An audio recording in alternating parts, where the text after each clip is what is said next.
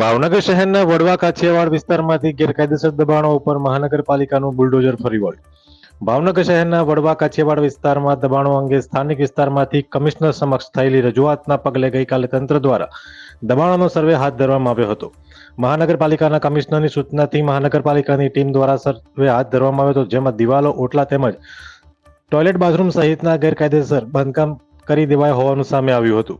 મહાનગરપાલિકાના એસ્ટેટ વિભાગ દ્વારા આજે શહેરના વડવા વિસ્તારમાં ગેરકાયદેસર બાંધકામ તોડી પાડવા જેસીબી સાથે કાફલો દોડી ગયો હતો। વડવા કાછિયાવાડ વિસ્તારમાં મહાનગરપાલિકાના દબાણ હટાવ સેલની ટીમ ત્રાટકી ગેરકાયદેસર દબાણો, દિવાલો, ઓટલા તેમજ ટોયલેટ, બાથરૂમ સહિતના દબાણો તોડી પાડ્યા હતા।